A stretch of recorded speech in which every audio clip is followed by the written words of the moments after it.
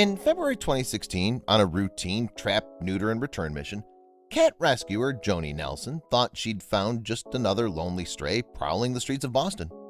But there was something different about this fluffy white feline, something desperate, urgent, and far from routine. Initially, the plan was to check the cat out, neuter him, and return him to his feral colony. However, on closer inspection, he didn't look like he'd survive much longer on his own. In fact, he looked broken. His ears were scarred and covered in blood, his eyes were glassy, and he could barely even lift his head. The cat was first spotted by a local woman named Molly, who saw him near her apartment, fed him, and called Boston's Forgotten Felines, a nonprofit organization founded by Nelson in 2015. Straight away, Nelson, who'd been rescuing cats for more than 30 years, knew this was a special case. This cat was in dire need of intervention. In fact, he needed a miracle. On top of his head wounds, the troubled cat also had what Nelson described as goopy eyes, as well as a series of other problems. Still, the biggest obstacle Nelson had to overcome was the cat's nasty attitude. As soon as she got anywhere near him, he hissed and spat like a wounded wild animal low on trust. Still, Nelson persevered and took him in. She named him Coconut and transferred him to a small cage. Soon, Nelson discovered that her new feline friend had a urinary tract infection, an upper respiratory infection, and a bad limp. Coconut was filthy when Nelson found him, and in addition to his physical injuries, he also had ear mites, chronic diarrhea, and a short, explosive fuse. He also tested positive for the feline immunodeficiency virus. Still, it was her perceived nastiness that made him hard to like, says Nelson. Spurring into action, Nelson started Coconut on a daily medication schedule, and eventually his upper respiratory infection began to subside. Still, Coconut was aggressive and unapproachable. He was very difficult to feed, explains Nelson.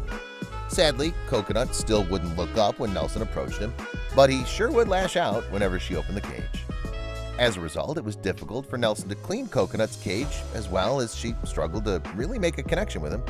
But she wasn't about to give up yet. After a while, Nelson began to suspect that Coconut was blind. He never lifted his head all the way, always looking down, she says. He never bothered to clean himself, and I sure couldn't touch him to clean out his eyes. I knew for sure he couldn't go back on the streets to live like that. Still, Coconut went ballistic as soon as Nelson, or anyone else, approached him, lashing out and hissing like crazy, no doubt in perceived self-defense after so many years roughing it out on the streets. Then, eventually, after months of gentle tenderness and coercion, baby steps, Coconut was transferred to a larger cage and he began to calm down. It took a long time to get him to let me to touch him, says Nelson. First, just his head and only for a second or two. Finally, he let me clean his eyes. By this stage, Nelson could clean Coconut's box out and put food down for him without being attacked. He craves attention, cries to have his head rubbed. I still use caution dealing with him, no sudden moves. But I can clean his cage, replace his bedding, and feed him no problem. All he wants is to be petted, says Nelson.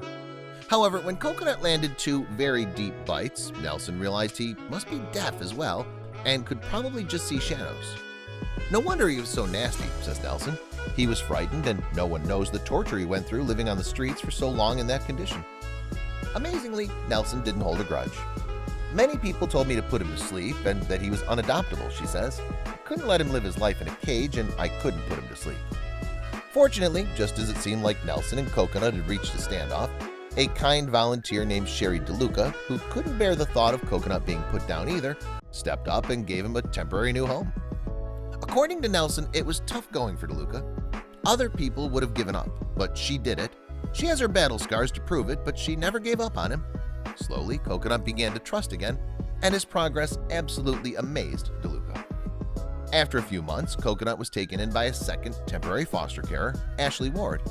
And at this stage, Nelson admits she was scared he might sneak back into his shell and go back to being frightened and mean with strangers.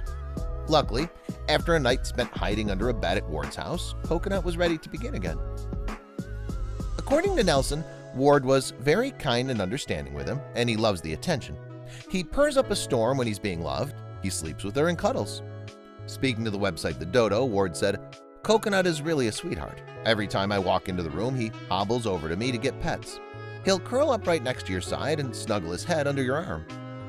It's a beautiful thought, really, that all it takes is a few months of unconditional love, patience, and trust, and even the most broken and hopeless-seeming creature can be transformed and brought back from the brink. In Coconut's case, it's even more remarkable because he seemed like such a write-off when Nelson found him. Even her friends and peers were telling him to put him down and give up, but she refused. Looking at recent photos, Coconut looks like a new cat. His physical recovery is one thing, but his emotional and mental rebirth is the real miracle. His ability to forget whatever he went through and just start trusting people again. It's amazing what love, patience, security, and kindness can do for a kitty like Coconut, says Boston's Forgotten Felines volunteer, Danipel C. DeVere, also speaking to the dodo. However, despite his remarkable transformation, Coconut still needed a forever home, somewhere to call his own. Finally, in June 2017, he was adopted by a kind local woman named Robin, and he couldn't be happier for more love. It takes time to trust. His guard is always up, but he just wants to be loved, says DeLuca, speaking to the website Love Meow. He's come so far, and I'm so excited and happy for him. Coconut's story is a touchingly powerful tale of love and redemption, and we all need a bit of good news these days.